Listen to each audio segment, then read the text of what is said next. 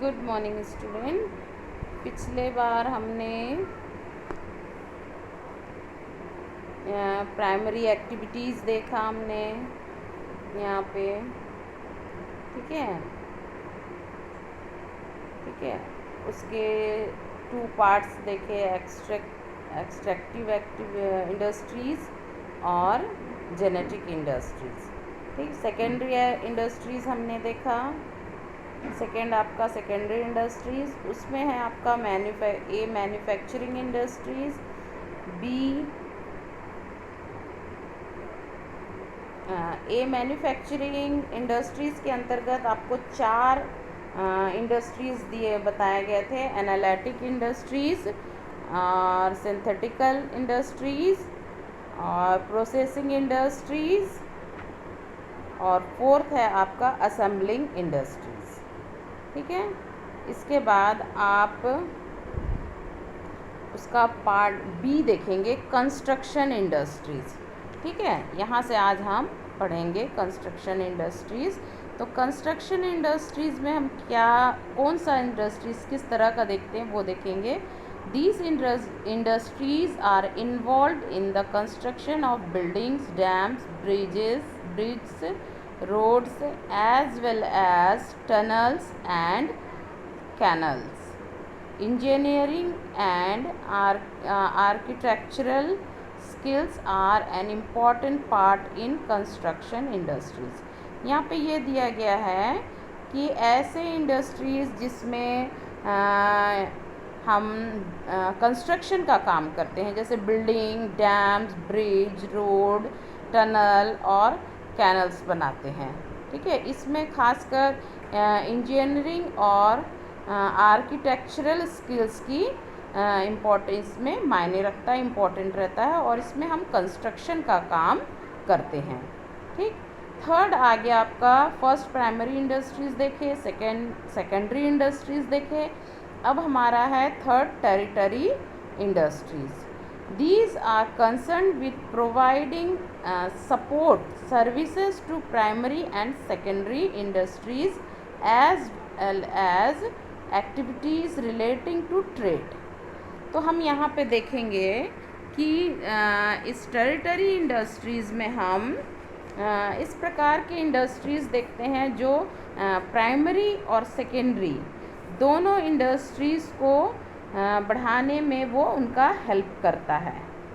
ठीक है, और इसमें उनके आगे बढ़ने में उनको हेल्प करता, उनको सहायता करता है, और जो ट्रेड से संबंधित जो एक्टिविटीज़ है उसको करने में हमारी मदद करता है। These industries provide service facilities, और ये इंडस्ट्रीज़ हमको सर्विसेज प्रोवाइड करता है, इसकी सुविधा हमको, सर्विस की सुविधा हमको दिलाता है। These may be considered part of commerce because as auxiliaries to trade. इसको अंडरलाइन कर लो, auxiliaries to trade। ठीक है, These may be considered part of commerce।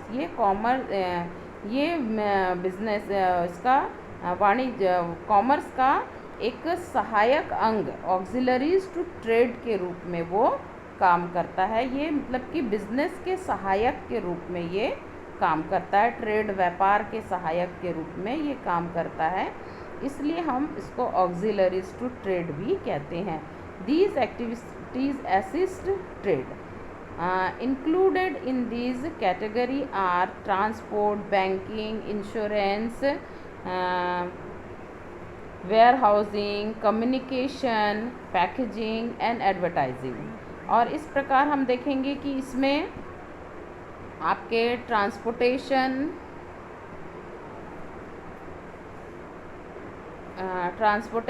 Insurance, bank, warehousing, communication, packaging, even advertising भी इसकी के अंतर्गत आता है। ये सारी जितनी भी चीज़ें हैं, ट्रांसपोर्ट, बैंकिंग, इंश्योरेंस, ये प्राइमरी और सेकेंडरी एक्टिविटीज़ को बढ़ाने के लिए ये हेल्प करते हैं, इसलिए ये ऑक्सिलरीज टू ट्रेड इन्हें कहा गया है। यहाँ पे आपको एक फ्लो चार्ट दिया है, चार्ट शोइंग बिजनेस एक्टिविटीज़। तो इस चार्ट को यदि हम देखें तो हमको और ये एकदम क्लियर हो जाएगा।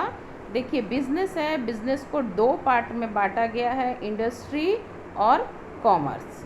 ठीक है, फिर कॉमर्स के कुछ पार्ट आपको दिया है, इंडस्ट्री का पार्ट दिया है आपको प्राइमरी, सेकेंडरी एंड टेरिटरी। ये तीन तरह के इंडस्ट्रीज़ हैं। प्राइमरी इंडस्ट्रीज़ में दो हैं, एक्सट्रैक्टिव इंडस्ट्री और जेनेटिक इंडस्ट्री। ठीक है, जेनेटिक। उसके बाद आपको सेकेंडरी इंडस्ट्रीज़ में भी पार्ट दिया है, मैन्युफैक्चरिंग और कंस्ट्रक्शन। ठीक है, मैन्युफैक्चरिंग को भी चार पार्ट में आपको बांटा है, एनालिटिकल, सिंथेटिकल, प्रोसेसिंग और असेंबलिंग। ये चार तरह के मैन्युफैक्चरिंग इंडस्ट्रीज़ होते हैं। ठीक है, सेकेंडरी इंडस्ट्रीज़ में। ठीक, उसके बाद आपका आ गया टर्टरी इंडस्ट्रीज़। ठीक, जिसको हमने अभी देखा कि ये ऑक्सिलरीज टू ट्रेड है, ये प्राइमरी और सेकेंडरी एक्टिविटीज़ को बढ़ाने के लिए हमारी मदद करते हैं। ठीक, अब हम पढ़ेंगे, अभी हमने बिजनेस का, इंडस्ट्री देखा, अब हम इसके बाद देखेंगे कॉमर्स। कॉमर्स क्या है? ठीक है, कॉमर्स को दो पार्ट में बांटा गया है, trade and auxiliaries to trade. ठीक है, तो ट्रेड में हमारे ऑक्सिलरीज टू ट्रेड तो हमने अभी एक इसमें टेरिटरी इंडस्ट्रीज़ में हमने देख लिया कि bank, insurance, warehouse, communication और एडवर्टाइजमेंट, बैंकिंग, फाइनेंस, इंश्योरेंस, ये सारी चीज़ें आपकी, वेयर हाउसिंग, ये सारी चीज़ें आपकी ऑक्सिलरीज टू ट्रेड है। अब हम यहाँ पे देखेंगे ट्रेड क्या है। ठीक है, ट्रेड आपका दो तरह का ट्रेड होता है, internal trade and external trade. किसको हम इंटरनल ट्रेड बोलेंगे और किसको एक्सटर्नल ट्रेड बोलेंगे, वो चीज़ हम यहाँ पे देखेंगे। इंटरनल ट्रेड आपका, ठीक, ये चार्ट से हमको हो गया है, क्लियर हो जा रहा है। इंटरनल ट्रेड आपका हो गया होलसेलर, रिटेलर। ठीक है, और एक्सटर्नल ट्रेड में हो गया आपका एक्सपोर्ट, इंपोर्ट और एक्स्ट्रापोर्ट, है ना। ये हो गया इतनी चीज़ें, तीन चीज़ें आपके एक्सटर्नल में और दो इंटरनल में है। ठीक, अब हम इसको यहाँ पे डिटेल में पढ़ेंगे। ठीक, तो सबसे पहले हम देखेंगे कॉमर्स। ठीक है, commerce includes two type of activities. ठीक है, कॉमर्स में दो तरह के एक्टिविटीज़ इंक्लूड हैं।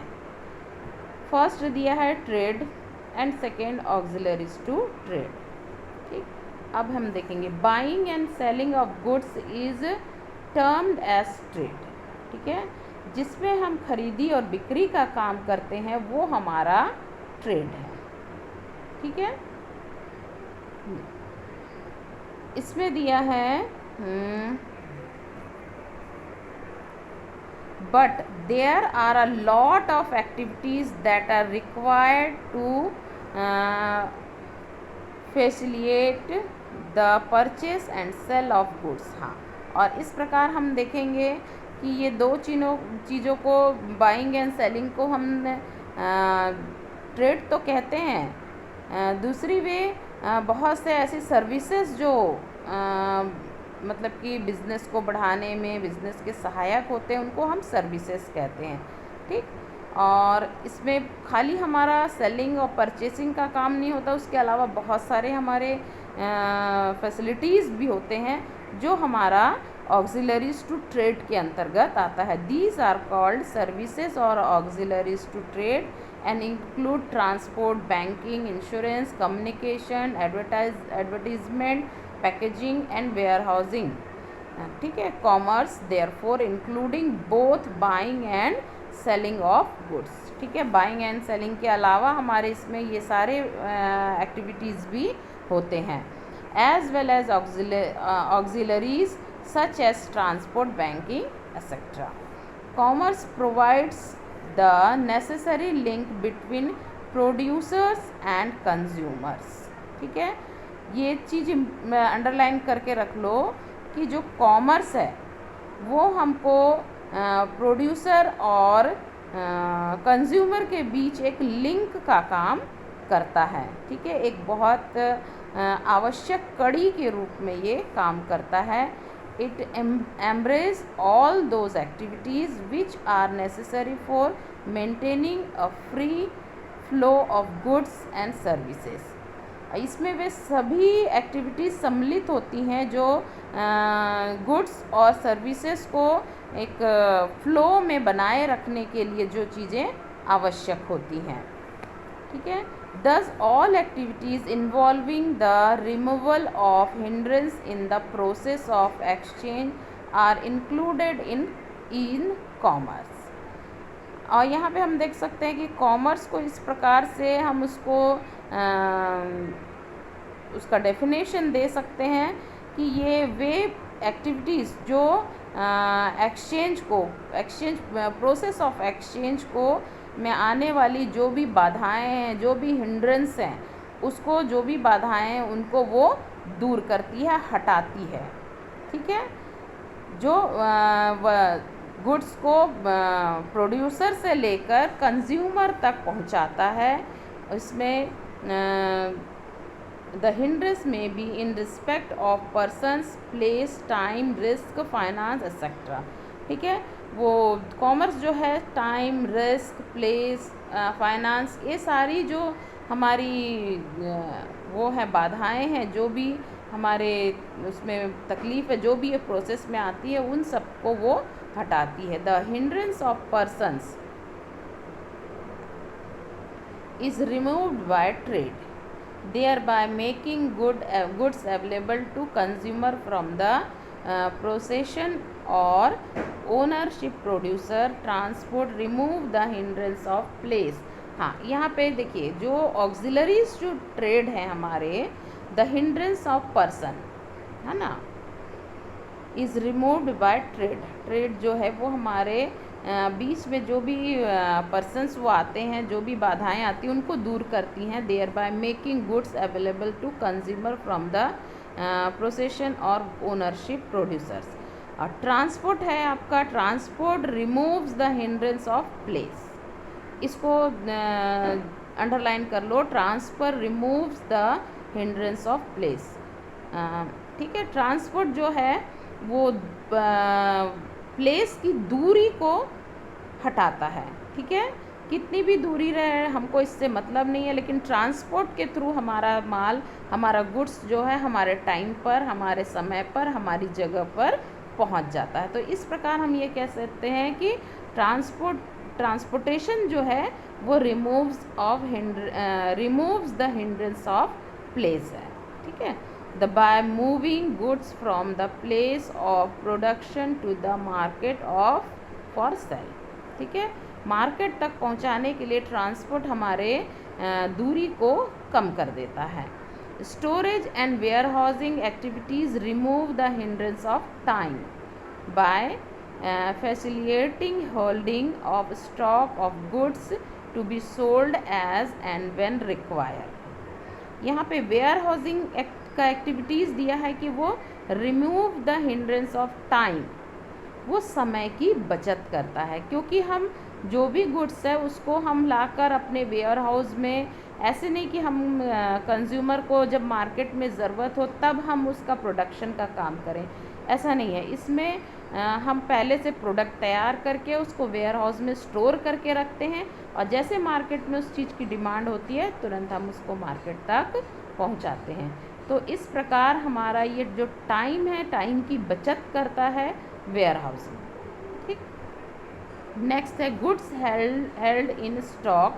हाँ, और इस प्रकार हम समय के आगे के लिए हम गुड्स को स्टॉक में रख सकते हैं। As well as goods in course of transport are subject to a risk of loss और damage due to theft, fire, accident etcetera. Protection against this risk is provided by insurance of goods. अब अगला है हमारा insurance. Auxiliaries to trade में हमारा अगला है insurance. Insurance किस प्रकार से हमको बचाता है, वो हमारे जो रिस्क को लेता है, वो हमारे होने वाले रिस्क को कम कर देता है। जैसे मान लीजिए हमारा प्रोडक्ट तैयार हुआ और वो कंज्यूमर तक पहुंचने में बहुत सारे प्रोसेस से होते हुए गुजरता है, ट्रांसपोर्ट से आता है, वेयर हाउस में हम रखते हैं उसको, तो यहाँ पे बहुत सारे रिस्क होते हैं। हो सकता है आते आते ट्रांसपोर्ट में कोई एक्सीडेंट हो जाए, वो चीज़ें हमारी डैमेज हो जाएं, चोरी हो जाए, आग ही लग जाए, एक्सीडेंट हो जाए, ये सारी चीज़ों से हमारा जो इंश्योरेंस है वो हमको प्रोटेक्ट करता है, इस रिस्क से प्रोटेक्ट करता है, इससे नहीं, हमको इसके रिस्क से प्रोटेक्ट करता है, इसके जोखिम से हमको प्रोटेक्ट करता है और हमारे गुड्स को बचाता है। तो इस प्रकार हम यदि अपने गुड्स का इंश्योरेंस कर लेते हैं तो वो हमारी अगर इन फ्यूचर किसी भी तरह का कोई नुकसान होता भी है तो वो उसको इंश्योरेंस कंपनी हमको पे करती है। ठीक, capital required to undertake the above activities is provided by banking and financial institution. और इसी तरह से जब हमको कैपिटल की आवश्यकता होती है, मान लीजिए कोई बड़ा हमको डीलिंग मिल गया है, बड़ा खूब सारे प्रोडक्ट का ऑर्डर मिल गया है हमको और हमारे पास कैपिटल नहीं है, पूंजी नहीं है, तो उस समय पे बैंक हमारी मदद करता है। उस समय हमको बैंक के थ्रू हमको अपने प्रोडक्ट को टाइमली तैयार करने के लिए हमको फाइनेंस की सुविधा मिल जाती है और हम समय पर अपने प्रोडक्ट को तैयार करके कंज्यूमर तक पहुंचा सकते हैं और उसको सेल करके फिर हम उसके बैंक के लोन को हम पे कर सकते हैं। तो इस प्रकार हमको बैंक भी हमारे ट्रेड को बढ़ाने में हमारी मदद करता है। Hence, commerce is said to consist of activities of removing the hindrance of persons।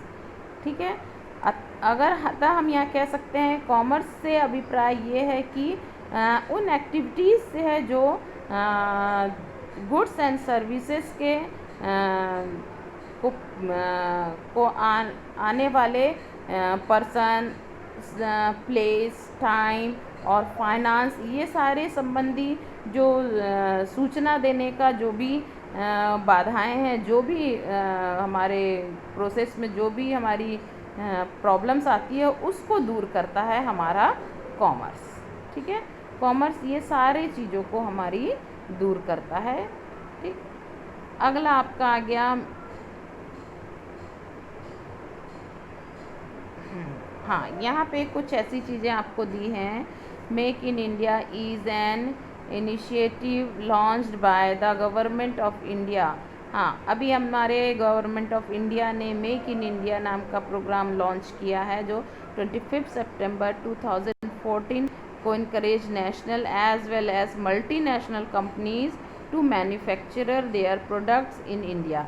और इस प्रकार मल्टीनेशनल कंपनीज जो है वो हमारे इंडिया में अपने प्रोडक्ट तैयार करने के लिए उनको इस प्रकार की का सुविधा दिया गया है। The major objectives behind the Make in India initiative are job creation and skill enhancement in 25th sectors of the economy with are follows, है ना।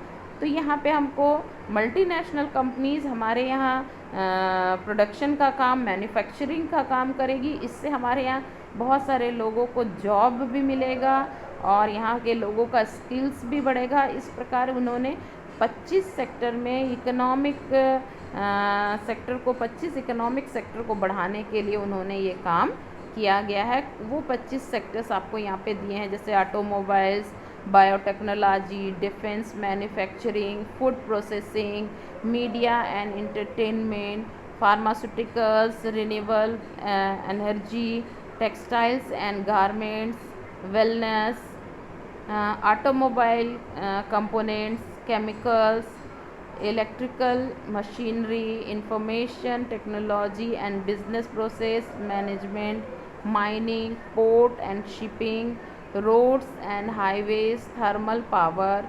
ठीक, इस प्रकार से उन्होंने ये 25 हमारे इस एरिया में, हमने इस सेक्टर में 25 सेक्टर में मल्टीनेशनल कंपनी ने काम करना शुरू किया है। ट्रेड में भी क्लासीफाई इनटू 2 ब्रॉड कैटेगराइज। ठीक है, ट्रेड को भी 2 ब्रॉड कैटेगराइज किया गया है, इंटरनल एंड एक्सटर्नल ट्रेड। ठीक है, Internal trade, domestic or home trade, is concerned with the buying and selling of goods and services within the geographical boundaries of a country. हाँ, internal trade क्या है? ये एक डोमेस्टिक और home trade है। ये इसका बाइंग और सेलिंग गुड्स एंड सर्विसेज का हम अपनी जोग्राफिकल बाउंड्रीज़ की, अपनी कंट्री के जोग्राफिकल बाउंड्रीज़ के, कंट्रीज़ के अंदर, बाउंड्रीज़ के अंदर ही हम करते हैं। दिस में further be divided into wholesaler and retailer trade. और इसमें दो तरह के ट्रेड आते हैं, wholesaler and retailer. When goods are purchase and sold in comparatively smaller quantity for final consumption, it is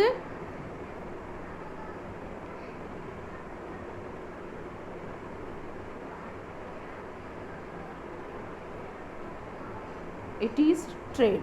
ठीक है, यहाँ पे हमारा दिया है कि ट्रेड को हम दो भाग में बांटे हैं, इंटरनल और एक्सटर्नल। जो हमारे जियोग्राफिकल बाउंड्रीज़ के अंतर्गत हम जो ट्रेड करते हैं वो हमारा इंटरनल ट्रेड है, और एक्सटर्नल ट्रेड हम उसमें एक्सपोर्ट और इंपोर्ट का काम करते हैं।